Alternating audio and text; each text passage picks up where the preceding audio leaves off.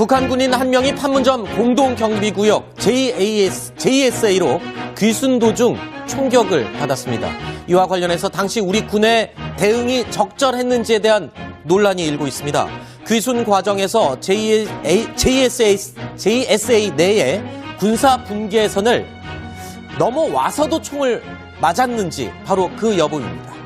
먼저 어떤 부분이 문제인지 그림을 보고 설명을 드리겠습니다.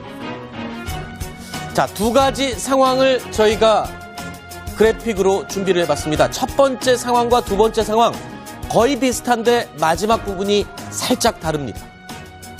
자, 먼저 북한 집차가 군사분계선 인근으로 오다가 가운데 보이는 도랑의 바퀴가 빠지면서 더 이상 진행할 수 없는 상황이 됐습니다. 시나리오 1과 2 모두 똑같습니다. 두 번째 상황입니다.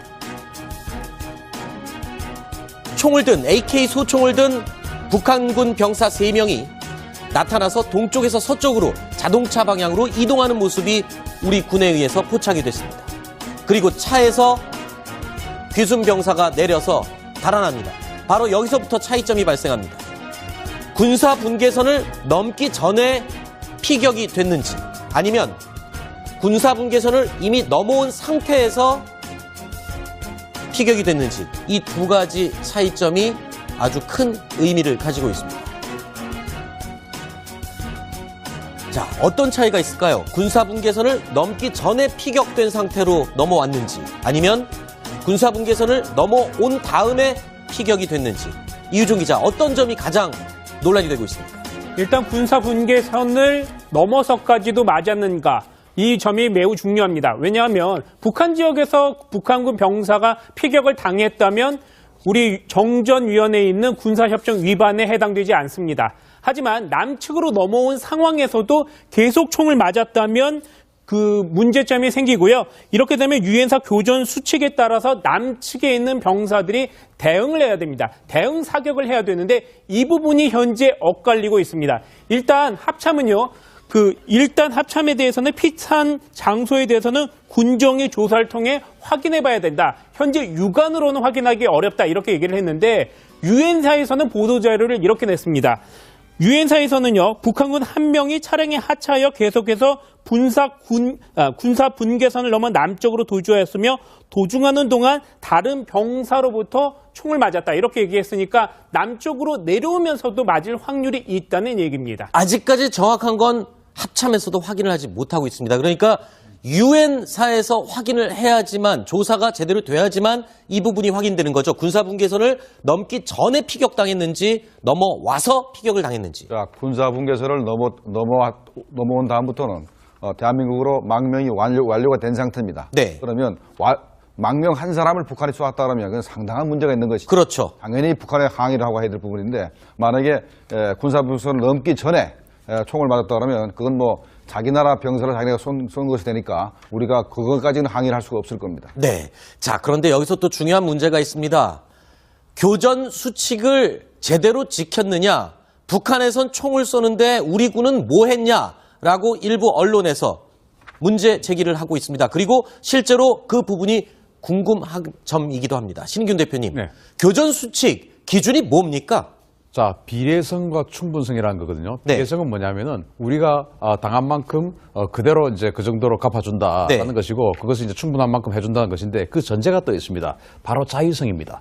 자유권적 차원에서 해야 되는 것이지, 자유권적 차원이라는 것은 뭐냐? 우리가 위협을 받았다. 즉, 우리에게 적대적인 공격을 한 것이 확인이 되면 비례성과 충분성의 원칙에 의해서 반격을 해야 되는 것입니다. 그건 뭐 수칙이에요. 그런데 그것을 이제 과거 연평도 포격 도발이나 이럴 때처럼 현장 지휘관에게 그 임무를 줬습니다. 네. 바로 선조치 후 보고해라. 네. 뭐 합참에 지시받고 뭐 유엔사 지시받고 하면 늦어버리니까 선조치 후 보고해라. 그러면 네. 현장에는 지휘관은 이 총성이 과연 우리를 향해서 쏘았느냐 네. 안 쏘았느냐를 판단해야 됩니다. 네. 판단도 하지 않고 총성 들렸다고 해서 무조건 북쪽으로 총을 쏘게 되면 이거는 확전이 될 가능성이 있는 것이죠. 네. 그래서 그 판단을 해야 되는 그 전제가 분명히 있다는 것을 우리 시청자 여러분들께서 아셨으면 좋겠습니다. 자, 교전 수칙. 네, 교전 수칙이 현재 여기 보면 같은 양으로 충분히 반격한다고 돼 있죠. 네. 저게 이제 일반적인 얘기고 서해안의 NLL에서는 아마 2~3배 정도로 반격하는 걸로 되어 있습니다. 아, 그렇군요.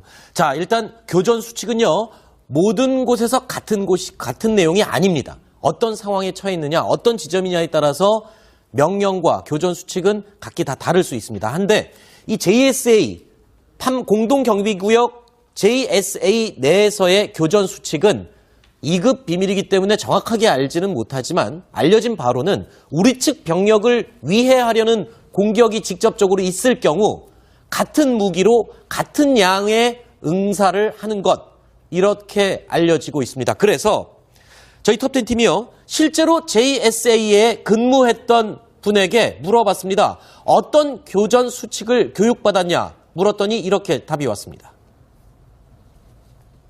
직접적으로 사격을 하지 않는 이상 사격을 하지 않게 돼 있고요. 상대 측에서 공격하는 것에 준한 공격만 하게 돼 있거든요. 직접적으로 저희는 위해를 가하지 않으면 대응 사격을 하지 않습니다.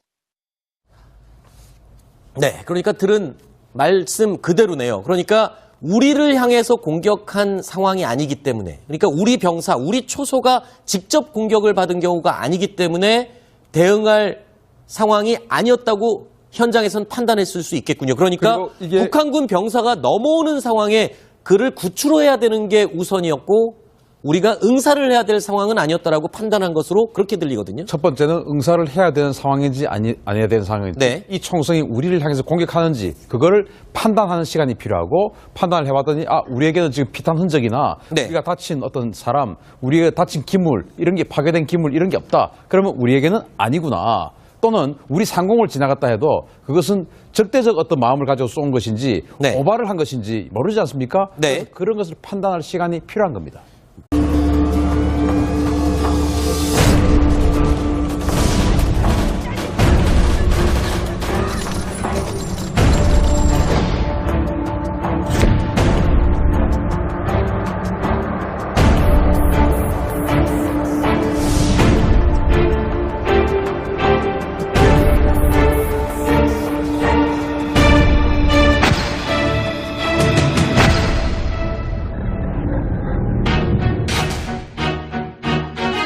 북한 군인 한 명이 판문점 공동경비구역 JSA로 귀순 도중 총격을 받았습니다.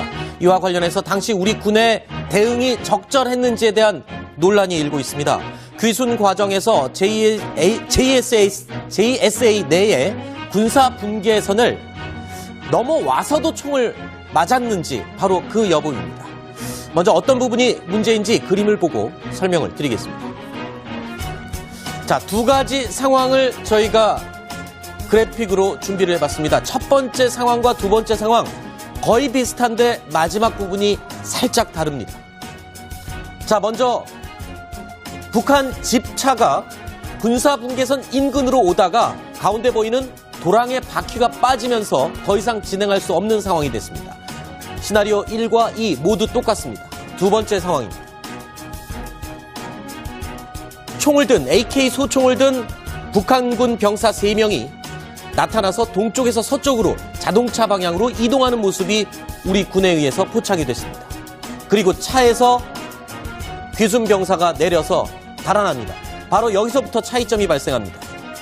군사 분계선을 넘기 전에 피격이 됐는지 아니면 군사 분계선을 이미 넘어온 상태에서 피격이 됐는지, 이 두 가지 차이점이 아주 큰 의미를 가지고 있습니다. 자, 어떤 차이가 있을까요? 군사분계선을 넘기 전에 피격된 상태로 넘어왔는지 아니면 군사분계선을 넘어온 다음에 피격이 됐는지, 이유종 기자, 어떤 점이 가장 논란이 되고 있습니까? 일단 군사 분계선을 넘어서까지도 맞았는가, 이 점이 매우 중요합니다. 왜냐하면 북한 지역에서 북한군 병사가 피격을 당했다면 우리 정전위원회에 있는 군사협정 위반에 해당되지 않습니다. 하지만 남측으로 넘어온 상황에서도 계속 총을 맞았다면 그 문제점이 생기고요. 이렇게 되면 유엔사 교전 수칙에 따라서 남측에 있는 병사들이 대응을 해야 됩니다. 대응 사격을 해야 되는데 이 부분이 현재 엇갈리고 있습니다. 일단 합참은요. 일단 합참에 대해서는 피탄 장소에 대해서는 군정의 조사를 통해 확인해 봐야 된다. 현재 육안으로는 확인하기 어렵다. 이렇게 얘기를 했는데 유엔사에서는 보도자료를 이렇게 냈습니다. 유엔사에서는요, 북한군 한 명이 차량에 하차하여 계속해서 군사 분계선을 넘어 남쪽으로 도주하였으며 도중하는 동안 다른 병사로부터 총을 맞았다. 이렇게 얘기했으니까 남쪽으로 내려오면서도 맞을 확률이 있다는 얘기입니다. 아직까지 정확한 건 합참에서도 확인을 하지 못하고 있습니다. 그러니까 유엔사에서 확인을 해야지만, 조사가 제대로 돼야지만 이 부분이 확인되는 거죠. 군사분계선을 넘기 전에 피격당했는지 넘어와서 피격을 당했는지. 자, 군사분계선을 넘어온 다음부터는 대한민국으로 망명이 완료가 된 상태입니다. 네. 그러면 망명 한 사람을 북한이 쏘았다 그러면 그건 상당한 문제가 있는 것이죠. 그렇죠. 당연히 북한에 항의를 하고 해야 될 부분인데, 만약에 군사분계선을 넘기 전에 총을 맞았다 그러면 그건 뭐 자기 나라 병사를 자기가 쏜 것이 되니까 우리가 그것까지는 항의를 할 수가 없을 겁니다. 네. 자, 그런데 여기서 또 중요한 문제가 있습니다. 교전 수칙을 제대로 지켰느냐, 북한에선 총을 쏘는데 우리 군은 뭐 했냐라고 일부 언론에서 문제 제기를 하고 있습니다. 그리고 실제로 그 부분이 궁금한 점이기도 합니다. 신균 대표님, 네. 교전 수칙 기준이 뭡니까? 자, 비례성과 충분성이라는 거거든요. 네. 비례성은 뭐냐면은 우리가 당한 만큼 그대로 이제 그 정도로 갚아준다라는 네. 것이고, 그것을 이제 충분한 만큼 해준다는 것인데, 그 전제가 또 있습니다. 바로 자율성입니다. 자유권적 차원에서 해야 되는 것이지, 자유권적 차원이라는 것은 뭐냐? 우리가 위협을 받았다. 즉, 우리에게 적대적인 공격을 한 것이 확인이 되면 비례성과 충분성의 원칙에 의해서 반격을 해야 되는 것입니다. 그건 뭐 수칙이에요. 그런데 그것을 이제 과거 연평도 포격 도발이나 이럴 때처럼 현장 지휘관에게 그 임무를 줬습니다. 네. 바로 선조치 후 보고해라. 네. 뭐 합참에 지시받고 뭐 유엔사 지시받고 하면 늦어버리니까 선조치 후 보고해라. 그러면 네. 현장에는 지휘관은 이 총성이 과연 우리를 향해서 쏘았느냐 네. 안 쏘았느냐를 판단해야 됩니다. 네. 판단도 하지 않고 총성 들렸다고 해서 무조건 북쪽으로 총을 쏘게 되면 이거는 확전이 될 가능성이 있는 것이죠. 네. 그래서 그 판단을 해야 되는 그 전제가 분명히 있다는 것을 우리 시청자 여러분들께서 아셨으면 좋겠습니다. 자, 교전 수칙. 네, 교전 수칙이 현재 거기 보면 같은 양으로 충분히 반격한다고 돼 있죠. 네. 저게 이제 일반적인 얘기고, 저 서해안의 NLL에서는 아마 2~3배 정도로 반격하는 걸로 돼 있습니다. 아, 그렇군요. 자, 일단 교전 수칙은요, 모든 곳에서 같은 내용이 아닙니다. 어떤 상황에 처해 있느냐, 어떤 지점이냐에 따라서 명령과 교전 수칙은 각기 다 다를 수 있습니다. 한데 이 JSA 공동경비구역 JSA 내에서의 교전 수칙은 2급 비밀이기 때문에 정확하게 알지는 못하지만 알려진 바로는